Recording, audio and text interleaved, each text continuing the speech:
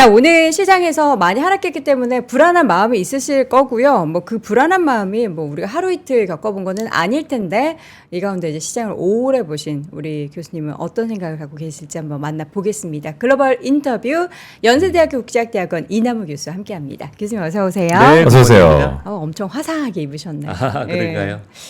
지금 뒤에랑 거의 보호색이신데요. 이게 뭐 하나랑 같은 저 코디를 했습니다. 네. 아니 시장이 이렇게 많이 흔들리는 게 최근에 지난주에 수요일에 한번 그리고 이번 주 금요일에 한번 이럴 때마다 우리 시청자분들이 이거 버블의 이제 붕괴 신호냐 어떻게 돼야 되는 거냐 어떻게 해야 되는 거냐 이런 불안감을 갖고 계세요.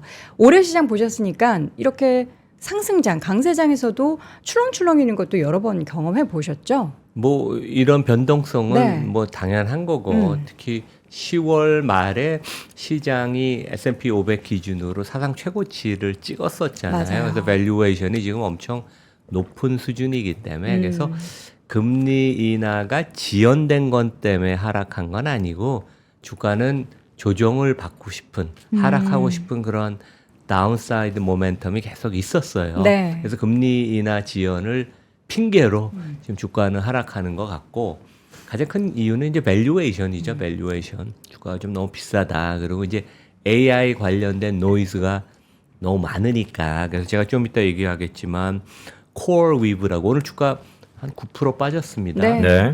AI 인프라 그 만들고 파는 회사 이제 여기 같은데 부도에 대해서 해칭하는 비용이 최근에 많이 들어서 이제 그런 걱정도 많고 그다음에 오늘 기업 뉴스 중에 국내에서는 많이 안 들으는데 미국의 통신사인 그 베라이zon이 13,000명을 해고를 한다. 그러니까 이제 전체 직원이 10만 명인데 한 13% 구조조정하는 이제 여기가 뭐 성장을 이렇게 못하는 데고 그 새로 CEO가 이제 비용 절감을 통해서 이익 창출을 하려는 건 이해가 가지만 야 이거 되게 경기가 또 만만치가 않은 거 아닌가. 그러니까 두 가지 뉴스가 결합이 된 것 같아요. 경기에 대한 우려, 금리 인하가 좀 지연되는 거. 하지만 이제 근본적으로는 이익은 3분기까지 엄청 좋은데 이게 밸류에이션이 좀 너무 많이 올라간 거 아닌가. 그래서 이제 조정에 대한 기대감, 그런 우려는 당연히 그 계속 있었고 제가 어떻게 보면 한 달 전부터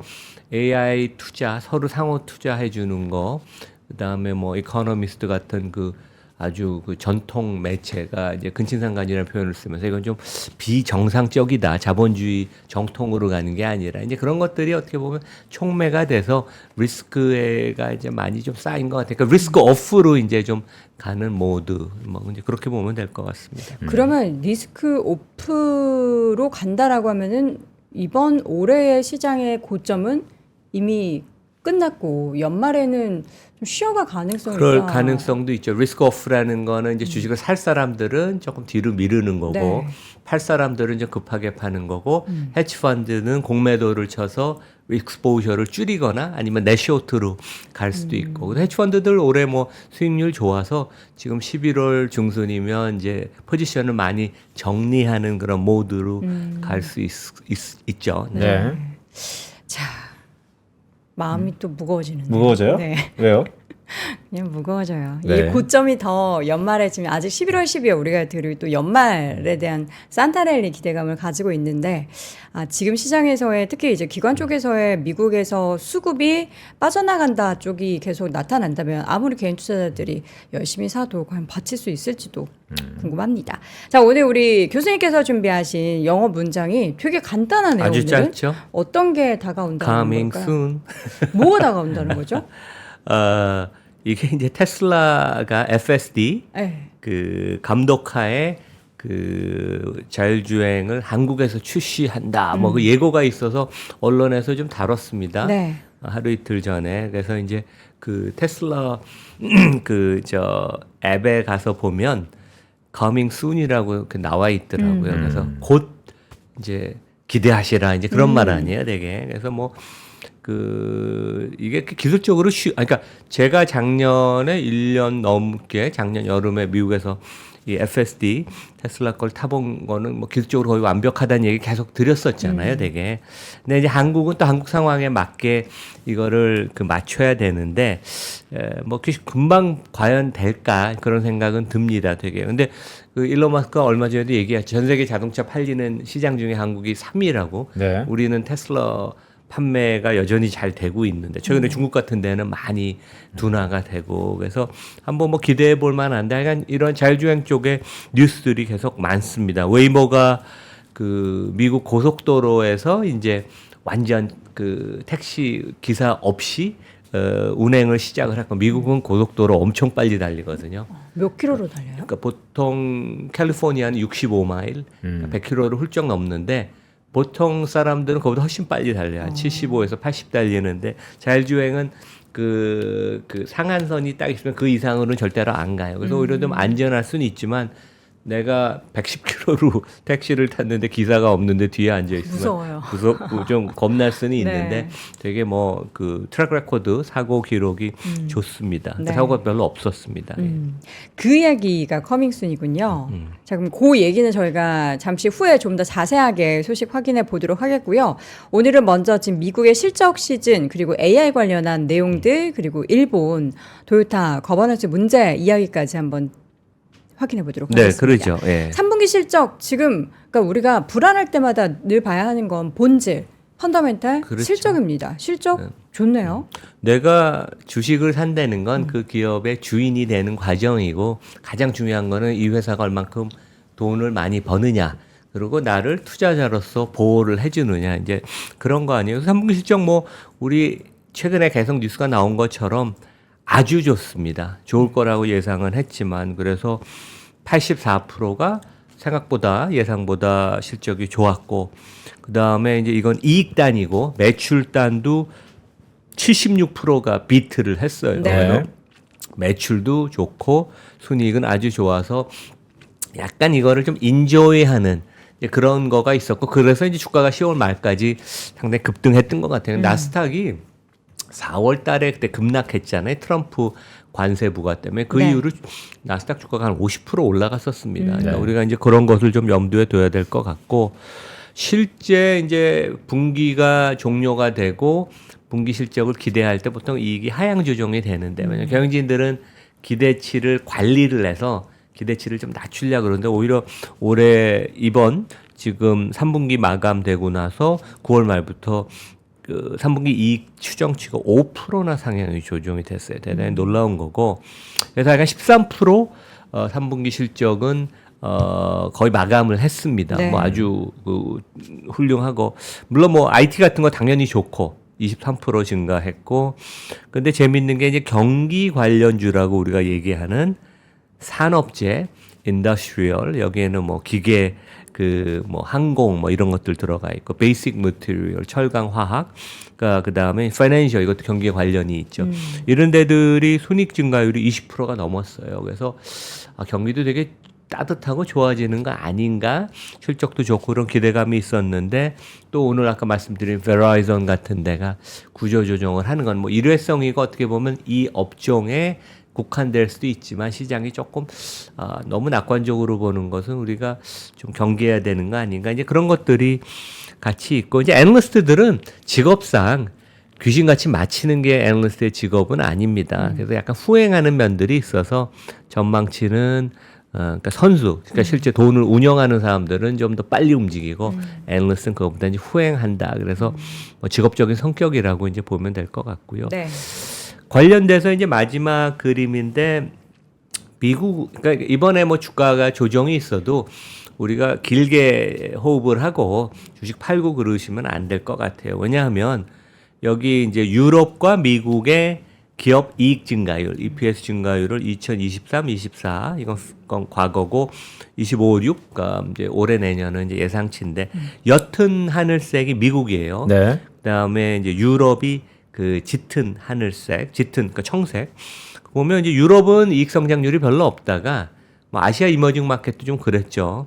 미국은 계속 증가하고 심지어 2023년 그러니까 보통 주가는 선행성이 있어서 2022년에 주가 많이 빠졌잖아요, 미국. 그게 2023년이 감익할지 몰라서 그랬는데 실제 한 2% 이익 증가했어요. 그러니까 미국은 감익하는 경우가 거의 없습니다. 암만 안 좋다 그래도 정체 내지 한 자릿수, 낮은 한 자릿수 증가를 하고 좋을 때는 올해같이 한 10%, 내년에 14% 증가한다 그러니까 이게 결국 미국의 힘이에요, 되게. 그러니까 변동성은 없으면서 안정적인 성장을 하는 거. 반면에 이제 대한민국은 제가 이제 수업 시간에 우리 학생들 많이 가르치는 건데 사이클의 변동성이 어마어마하게 큽니다. 기업 이익이 전 세계에서 가장 부침이 심해요.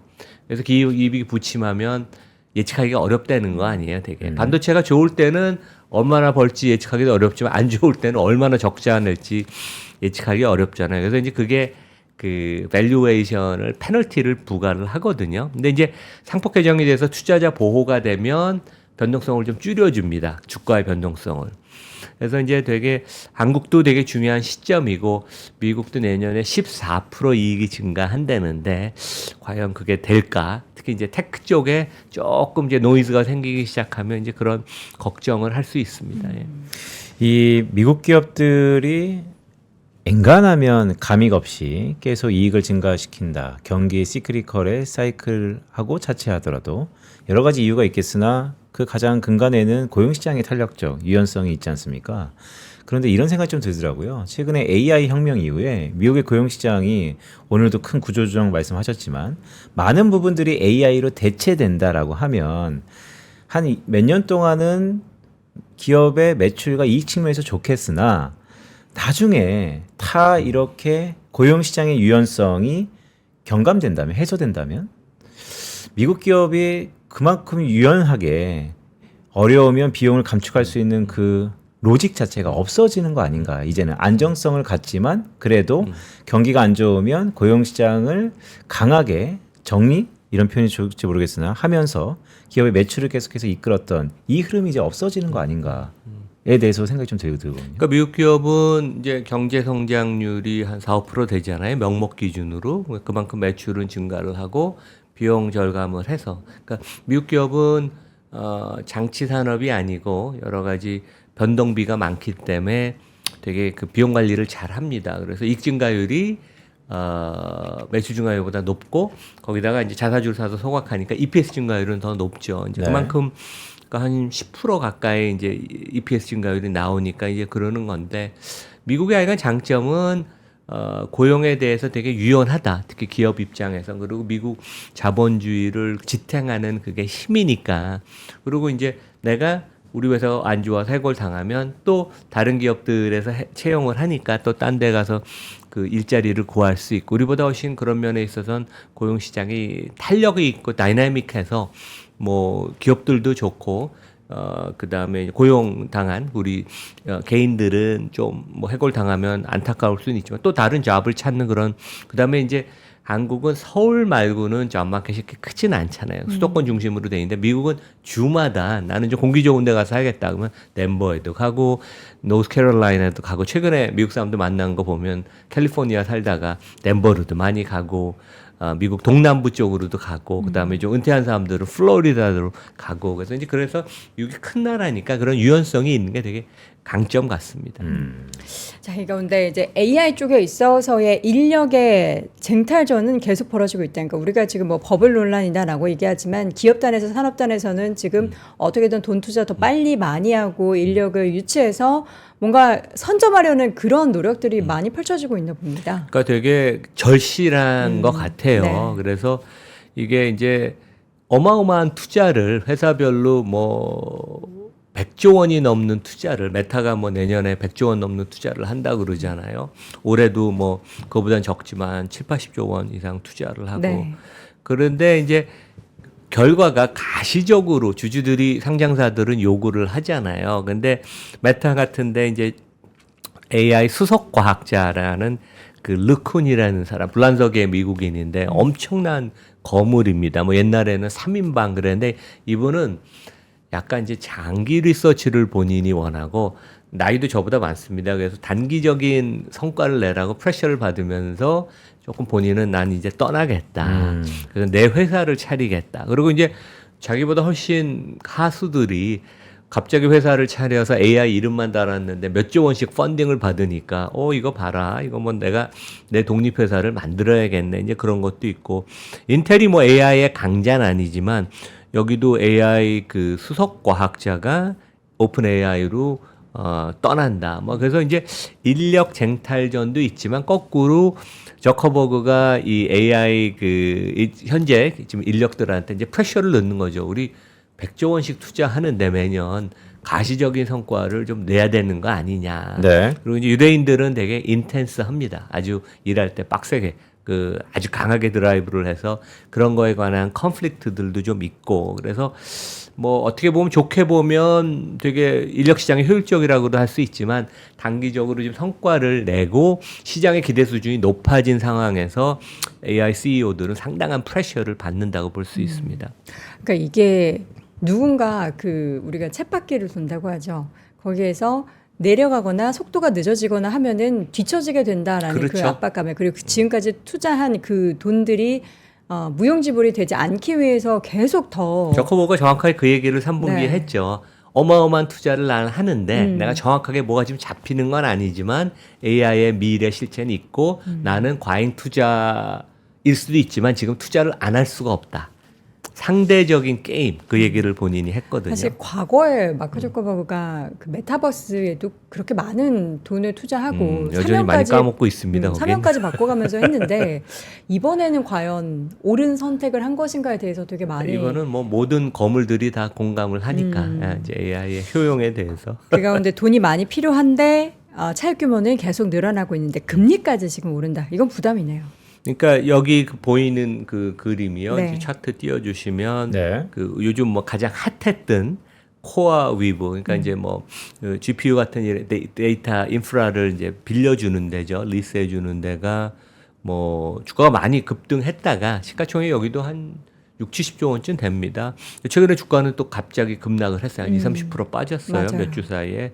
근데 이제 여기 지금 최근에 이제 AI 쪽이 뭐 메타 알파벳이 한 30조 원, 40조 원짜리 회사채를 발행하니까 근데 그런 데는 1% 그러니까 지금 아직 되게 낮은 금리에 발행을 해요. 근데 코어웨브 같은 데는 아직 경영 성과를 이제 앞으로 보여줘야 될 거고 여전히 적자가 나기 때문에 여기 부도날 가능성에 대해서 해징을 하는 그러니까 크레딧 디폴트 스왑이라는 약간 전문적인 파생 상품을 이용한 건데 하여간 이게 시장의 부도 가능성에 대한 우려죠.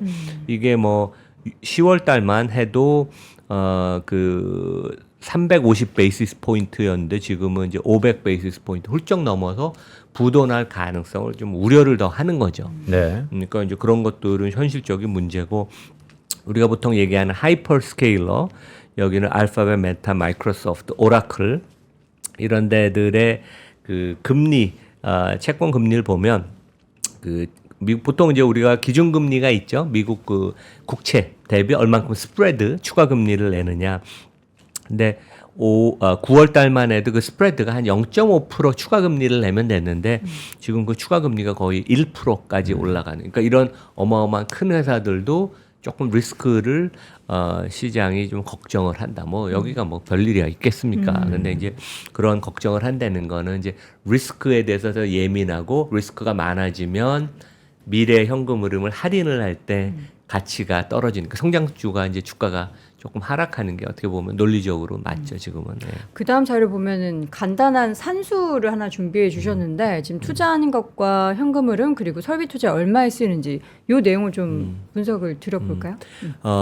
그런 얘기를 최근에 많이 해요. 네. 그러니까 AI 차입 사이클, 이제 AI 투자하려면 주식으로만 돈 받는 걸로 부족하니까 이제 차입을 본격적으로 하는데 차입 사이클에 이제 한 야구로 치면 한 1, 2회밖에 안 된다. 이제 제가 한국의 자본시장 개혁을 야구로 치면 4회쯤 된다고 이제 얘기를 하고 다니거든요. 되게 외국 사람들한테도 하고. 그래서 이 차입의 규모가 어마어마하게 크기 때문에 공모 시장뿐만 아니라 사모 시장, 프라이빗 크레딧 쪽도 이제 많이 차입을 할 거고 아까 이제 말씀드린 4개 하이퍼스케일러들의 이제 재무 상황을 지금 보면 네. 이 회사들이 이제 현금화 시킬 수 있는 투자 자산이 한 3,500달러 지금 있습니다. 이게 한 450조쯤 되네요.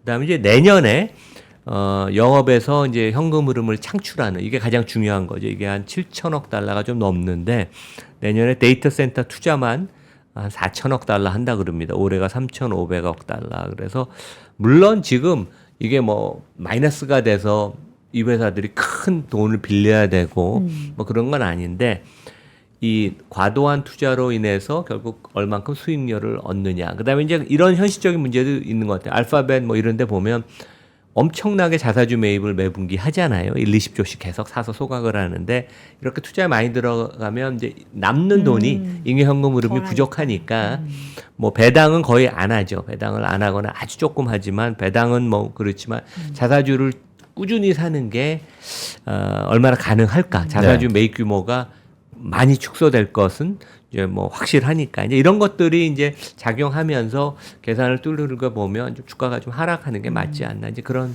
생각을 해볼 수 있습니다. 그러니까 성장주고 산업에 있어서의 발전을 위해서 돈을 많이 쓸 수밖에 없는 상황이기는 한데 또 미국의 빅테크 기업들은 보면은 또 주가가 산업의 성장과 기업의 이런 성장도 중요하지만 이런 자사주 매입과 소각도 주주 또 환원 영향이 그렇죠? 크기 때문에 그 부분이 또 줄어드는 것에 있어서의 반작용도 분명히 있을 거다. 그건 이제 바로 단기적으로 뭐 우리 4분기나 내년 그 자사주 매입 규모가 축소될 가능성이 되게 있다고 보입니다. 그러니까 투자가 과잉되고 있다. 과잉 투자와 주주 환원은 대체 관계입니까?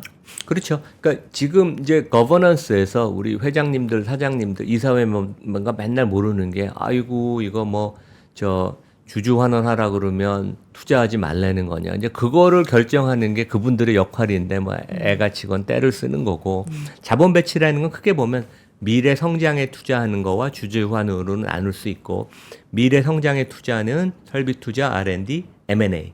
주주의 돈을 갖고 성장에 투자를 해서 이익의 증가를 만들고 이게 증가가 잘 되면 주가 상승으로 이어지잖아요. 장기적인 거고 주주 환원은 배당 아니면 자사주 매입 소거하니까 이 5가지의 컨비네이션을 어떻게 갖고 가느냐가 이사회가 하는 거고 그걸 모르면 이사로서 자격이 없습니다. 그런 면에서는 지금 우리나라 사회에서 하는 분들의 80~90%는 솔직히 자격이 없어요. 이걸 제대로 그나마 하는 게 한국에서는 KB금융 같은데 이사회인데 대부분은 그냥 회사에서 하라는 대로 하는데 되게 중요하죠. 그래서 이 5가지 컨비네이션에 너무 지금 성장에 방점을 두고 특히 설비 투자에 너무 많은 돈을 들이는 게 아닌가. 그거는 결국 주주 환원할 여력이 조금 줄어드는 거 아니면 많이 줄 수도 있습니다. 실제. 그거는 이제 우리가 지켜봐야 되겠죠. 그것이 이제 정말 주가의 발목을 잡게 될 것인지에 대해서는 우리가 또 염두해 둬야 되는 부분이고 만약에 그렇죠. 진짜 성장과 성장을 거듭하면서 매출 뭐 영업이익의 증가율이 드라마틱하게 나타나면 또 그 부분을 상쇄할 수 있는 거죠. 그러니까 빅테크 중에서는 애플이 주가 하락이 좀 적은 게 물론 AI 직접 익스포셔도 적지만 애플은 항상 3~4% 매년 자사주 사서 소각하잖아요. 근데 애플은 투자 규모가 많지 않기 때문에 그렇죠. 나름 그 페이스는 유지를 할 거예요. 자사주 매입 소각 그 페이스는. 그런 면에 있어서 이제 하락폭이 애플이 적을 수가 있죠. 네. 시장은 스마트하다. 미스터 마켓은 스마트하다는 얘기가 있잖아요. 말씀하신 것처럼 장기적인 플랜과 어떻게 보면 투자 시기의 단기적인 당장의 나의 인마이 포켓하는 가운데의 경쟁인데 교수님 보셨을 때는 앞으로 시장은 어디에 좀 더 밸류가 있을까요? 물론 다양하겠지만. 그거는 뭐 되게 어려운 질문인데요. 근데 왜 하여간 우리 투자자 입장에서는 뭐 AI는 실체가 있는 거니까 뭐 주가 조정이 고점 대비 뭐 한 10% 하락하는 조정이 있어도 우리는 길게 보고 미국 기업들의 트랙 레코드나 뭐 이런 것들이 워낙 좋기 때문에 그리고 뭐 그 IT 소프트웨어의 독보적인 리더십이 있기 때문에 우리는 믿고 가야 됩니다. 네. 테슬라 FSD 얘기를 한번 해보겠습니다. 앞서서 커밍 순이라고 지금 홈페이지 통해서 공지가 됐고 이건 뭐죠? 뭐 트위터 같은 건가요? X인가요? 그러니까 그 네. XAI에 나온 거를 제가 들어가서 네, 네, 봤어요. 그래서 이제 국내 여기 앞에 보면 시내버스 보이죠? 앞에 노란 네. 거. 그래서 이제 제가 요 장면을 캡처한 게 이건 한국이다. 우리나라군요. 네, 그렇죠. 그래서 한국에서 지금 이제 미국에서 이 차를 갖고 와서 중국 상에서 만든 게 아니라 미국에서 차를 갖고 와서 지금 테스팅을 많이 하는 것 같고 그 다음에 이게 언론에 나온 건데 FSD 국내 옵션 가격을 904만 원으로 책정했다. 근데 미국은 한꺼번에 일회성으로 지급하면 8,000달러고 매달 지급하면 월 구독을 하면 99달러인데 900만 원이면 쌉니다. 그러니까 한국에 대해서 한 20-30% 할인해 주는 것 같아요. 근데 이게 뭐 정확한지 모르겠어요. 언론에 나온 거고 테슬라 들어가서 보니까 나오진 않고 그래서 이제 그 안정성에 대한 지적을 국내 언론에서 했는데 당연히 해야 되고 근데 이제 제가 미국에서 타본 결과는 99.9% 사람보다 운전을 더 잘한다. 이제 그런 말씀을 드리겠고 테슬라는 하여간 지금 운전자 개입을 전제로 하는 자율주행. 그러니까 미국은 지금 핸들에 손을 안 대도 돼요. 그냥 눈만 앞으로 주시를 하면 이제 그 카메라가 나를 이제 내 눈을 계속 보고 있죠. 그래서 눈을 감으면 안 되고 옆을 보면 안 되지만 앞만 주시하면 손은 프리하게 해도 된다. 그래서 아마 테슬라가 이제 그 개입 그 감독형 FSD여서 이 개입할 준비를 하라는 건 그러니까 이제 보수적으로 얘기하는 것 같습니다. 이게 한국에 들어오면 대단합니다. 되게. 그러니까 우리나라에 지금 출시하겠다라고 예고는 한 거고, 근데 이게 뭔가 우리나라의 뭐 법적인 부분이나 그렇죠. 이런 그렇죠. 것들이 그렇죠. 좀 해소가 필요한데. 그렇죠. 그래서 뭐 감독 당국의 네. 그런 승인을 다 받아야 되는 거고. 근데 이미 뭐 아까 우리 본 것처럼 지하 터널도 들어가고 좁은 골목길도 들어가고 그런 거 보면 테스트를 승인을 받고 이제 테스트에 대한 승인을 받고 이제 하는 거니까. 그 커밍 순이라고 했으니까 네. 얼마나 순인지 모르겠지만 뭐 내년 언제가 되지 않을까요? 그 가운데 이제 다른 자율주행 쪽에서 보면 사실 테슬라가 비용을 일부러 적게 받고 있는 건지 뭐 그 수익성에 대해서는 잘 모르겠습니다만 우리가 로보택시요? 네네. 웨이모와 비교하면 테슬라가 엄청 저렴한 거잖아요. 그러니까 뭐 이용 요금도 그렇고. 테슬라는 차도 자기가 네. 자체 제작하고 모든 게 다 일체화가 돼 있는데 이제 웨이모는 자구아 차를 쓰잖아요. 그래서 이게 실제 여기 뭐 장비도 엄청 많이 얹어서 카메라뿐만 아니라 뭐 그 센서 뭐 라이다 이런 게 다 들어가 있잖아요. 그래서 이미 이제 알파벳의 양대 산맥이 이제 테슬라랑 알파벳의 웨이모인데 웨이모는 2,000대가 넘는 택시가 샌프란시스코는 이미 한 5년 넘었습니다. 네. LA 그다음에 피닉스 여기서 운행을 하는데 이제 그동안은 시내 운행만 하는 거였어요. 우리 뭐 시내 해봤자 국내도 50km에서 60km 아니에요, 서울은. 근데 이제 고속도로를 간다는 것은 미국에서 100km를 훌쩍 넘기 때문에 그리고 나 옆에 차들은 120-130km를 보통 달립니다. 그래서 큰 그 시나리오의 그 변화고 자신감을 아마 보여주는 것 같아요. 그래서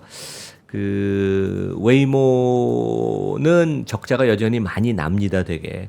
근데 그 엔지니어링 측면에 있어서는 이거 엄청난 그 성과다. 그다음에 우리의 자신감이다. 그래서 이제 웨이모 CEO들이 이런 인터뷰를 했고, 하여간 그 우리 여행을 캘리포니아 가실 일이 있으시면 그 앱을 설치를 하면 그 차를 부를 수 있고 그 샌프란시스코 지금 공항 우리 SFO라고 하는데 이제 거기서부터도 이제 웨이모가 나를 픽업으로 드라이버레스 운전사 없이 해줄 수 있으니까 뭐 하면 좋습니다. 그 실제 뭐 일주일에 25만 회 운행이 돼요. 그러니까 네. 어마어마하게 많이 되는 거예요. 그러니까 이게 뭐 대단합니다. 그러니까 이제 미국의 주류 그다음에 이제 뭐 탑승한 사람들 다 피드백이 좋아서 다시 그 컴백을 하고 이제 그러죠, 되게. 우리나라에 정말 저 풀 셀프 드라이빙 시스템이 완전하게 도입이 되려면 산 넘어 산일 것 같긴 한데 여러 가지 그렇죠. 뭐 그리고 제반 이제 뭐 여건도 그렇고 그 기사분들이나 이러한 또 이제 인력 시장에도 큰 네네. 변화니까 맞아요. 그런데 이제 저항도 있고 한국이 항상 그런 것들이 좀 걸림의 네. 그 돌이 됐었죠, 과거에. 예. 자 마지막으로는 도요타에서 이제 엘리엇이 도요타에 붙었습니다. 그러게. 그러니까 이제 일본이 되게 그 거버넌스 개선, 자본시장 개혁이 잘 돼서 거기는 상호 출자나 그다음에 이제 도요타 같이 도요타 일본의 제일 삼성전자 같은 데죠. 있고 자회사들이 있는데 최근에 보면 본업이 아닌 그 사업체들은 다 정리를 하고 네. 자기 밑단에 있는 자회사들도 지분율을 늘려서 그러니까 미국 같은 데나 TSMC는 딱 한 회사만 상장돼 있잖아요. 밑에 자회사도 100% 들고 있기 때문에 우리가 알지도 못하는데 이제 그런 식으로 가고 있어요. 그래서 6월에 도요타가 그 자회사인 한 25% 지분을 들고 있는 자동차 부품도 만들고 지게차도 만들고 뭐 기계 회사죠.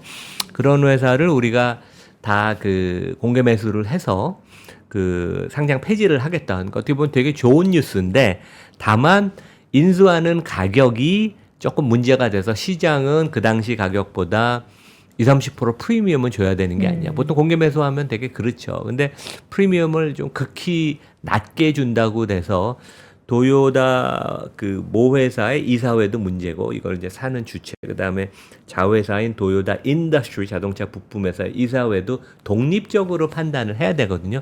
왜냐하면 그 일반 주주 소액 주주가 한 75% 되는 거 아니에요. 그 사람들을 보호를 해야 되는데 못 하는 거 아니냐. 그래서 그때 이제 요 딜 발표가 6월에 됐을 때 11% 주가가 급락했습니다. 네. 어떻게 보면 좋은 뉴스인데 주가가 급락을 했고 근데 이제 최근에 이거 갖고 실랭이가 되게 많이 됐어요. 왜냐면 일본의 가장 대표적인 기업, 그러니까 삼성전자가 가령 자회사인 삼성전기에 나머지 지분을 다 사서 상장 폐지를 한다. 뭐 가령 되게 큰 뉴스 아니에요. 이제 네. 그러한 뉴스인데 이것이 투명하게 안 되고 주주 보호를 안 된다고 공감대가 다 형성이 완전히 돼서 이런 경우에는 항상 결국 해결사는 행동주의 펀드. 그래서 세계 최대의 가장 뛰어난 엘리엇이 도요타 인더스트리 자회사의 지분을 사는 것을 시장이 알았는데 5% 지분을 매입해서 공식적으로 발표를 했습니다. 이번 주에.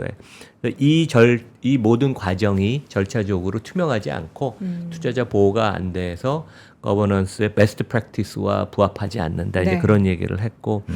그래서 이제 이런 것들이 그 한국에 중요해요. 오히려 뭐 최근에 보면 LS 그룹 같은 데는 오히려 더 상장을 한다니까 지금 거꾸로 가는데 일반 주주를 잘 보호하는 게 되게 중요하고 이러한 것들이 절차적인 정당성도 갖추고 이사들이 진짜 중요하다. 이사의 독립성이 중요하다. 이거는 뭐 미국에선 상당히 잘 되고 있고 일본이 노력을 하는데 좀 삐걱하는 거고 한국은 이제 아직 개념이 없는데 어떻게 보면 이제 우리 시장이 4천 5천 가려면 가장 중요한 그쵸. 이슈입니다. 예. 그러니까 우리나라도 사실 계속해서 그 뭐 상법 개정도 그렇고 기업의 이런 거버넌스의 개선 부분이 일본처럼 외국인 투자자들이 더욱더 적극적으로 우리 시장을 투자하게 만드는 그 배경이 되는 상황이잖아요. 이번 주에 300명 이상 거물들이 다 들어와 있습니다. 여의도에. 아, 지금요? 그래서 이제 저희 포럼이 많이 관여를 했고 네. 국회의원들도 만나고 그래서 네. 좋은 얘기 많이 듣고 갔습니다. 기대를 많이 하고 있는 상황은 그렇죠. 여전한 예, 거죠. 예, 예. 교수님, 지금 정부가 한국 주식에 상장 주식의 장기 투자에 대한 인센티브가 부재하다. 부동산은 장기 투자하면 보유세도 80% 이상 그렇죠. 감면해주고 그래서 이제 배당 쪽으로 건들면서 강력한 인센티브를 주고 있는데요. 저는 개인적으로 그게 내년도 우리 지수를 5,000피로 이끄는 가장 원동력이 될 거라고 봅니다. 그런데 이 주주 환원, 지배구조 이런 쪽에서 장기 투자하는 사람들의 인센티브를 줄 만한 방안은 없을까요? 그러니까 투자가는 보호를 해줘야 되죠. 그러니까 이제 수급 측면에 있어서 시장으로 많은 자금이 더 들어오게 그러한 것을 해주는 것은 맞는 거고 투자자는 보호를 이제 해줘야 되는데 그게 정부도 해줘야 되고 법제로도 해줘야 되고 기업들이 해줘야 되는데 이제 그런 면에 있어서는 지금 방향은 맞는데 뭐 정부가 더 국회가 더 열심히 해주면 그러니까 이번에 오기영 의원이 코스피 5천 위원장이 와서 아주 강렬한 강한 인상을 남기는 좋은 연설을 하고 가서 300명의 그 거물들 국제금융계 이거 바로 옆에 있습니다. 페어먼트 호텔에 있으니까 네. 어제 막을 내렸는데 아주 좋은 인상을 받고 갔다. 예. 알겠습니다. 앞으로 이제 뭐 미국도 우리가 투자를 하니까 중요하겠지만 우리나라의 그 거버넌스 개선에 있어서의 외국인의 시선들이 빨리빨리 좋아질 수 있도록 우리도 좀 속도가 났으면 좋겠습니다. 자, 오늘 글로벌 인터뷰 함께 했고요. 연세대학 국제학대학원 이남우 교수와 함께 했습니다. 고맙습니다. 네, 감사합니다. 고맙습니다. 자, 오늘도 월스트리트 모닝 브리핑 함께 하셨습니다. 어제 저희 집 근처에도 학교가 하나 있는데 차들이 엄청 많이 저녁에 서 있는 거예요. 오후에. 그래서 이게 무슨 차지? 봤더니 이제 학교에서 수능을 마치고 나오는 우리 수험생 친구들을 기다리는 학부모님들이었는데요. 고생 많으셨고요. 예, 결과가 어떻게 나왔던 여러분들 고생 많이 한 그 부분에 대해서 뭔가 이제 연말에 이 시기를 정말 중요하게 보내셔야 되잖아요. 그래서 하나 알려드리는 것. 아직까지 여러분 2석이 남았습니다. 출발 확정했는데 취소석 2석이 남았는데 요거를 이제 여러분들께 기회를 안내해 드립니다. 하버드, MIT, 컬럼비아 등 전 세계 최고 명문대학 캠퍼스를 거닐 수 있고 그 관련해서 이제 교수님의 세미나도 저희가 함께 들을 수 있는 오직 3프로 투어에서만 가능한 커리큘럼 준비하고 있고요. 뉴욕에 또 가서는 뉴욕의 크리스마스도 경험하고 월가의 인물들과 함께 또 관련한 다 내년도 시장에 대한 뷰를 들어볼 수 있는 소중한 시간을 준비하고 있으니까요. 학생과 함께 또 우리 수험생 부모님도 고생하셨으니까 뭐 아빠랑 아들 또 엄마랑 딸도 좋고 아빠랑 딸도 좋고 여러분들 손잡고 함께 오시면 너무나 좋겠습니다. 자세한 사항은 영상 하단 링크 참조해 주시고요. 오늘 국장 뭐 괜찮겠죠? 한마디 드려볼까요? 좋아요, 좋아요. 네, 필요합니다. 늘상 시장은 우리가 생각하는 것만큼 재정비의 시간을 기다려주지 않습니다. 재정비의 시간을 기다려주지 않는다라는 것은 무언가 시장에서 지금 단기적으로 이렇게 하락할 때 지난주처럼 기회를 줄 거라고 생각하는데 그 기회를 빨리 주지 너무 짧게 준다라는 찰나죠. 말씀이세요? 네, 대기 자금이 워낙 많고요. 네. 네, 대기 수요, 고객 예탁금, 펀드 가입수 등등 여전히 눈치 보면서 째려보면서 대기하는 자금들이 많다. 물론 환율 흔들리고 또한 기업에 대한 우려가 높고 수많은 악재들이 있죠. 네. 근데 늘상 시장의 격언 중에 하나 드러난 악재는 악재가 아니다. 네. 알겠습니다. 오늘 또 시장의 불안함을 우리 또 빈세님의 이야기를 여러분들 딱 마음속에 새기시고 불안할 때마다 꺼내서 다시 한번 읊조리시면 좋을 것 같습니다. 저희는 다음 주 월요일 오전 6시에 좋은 시장 속에서 만나 뵙기를 소망하면서 여기서 인사드리겠습니다. 여러분 오늘도 고맙습니다. 고맙습니다.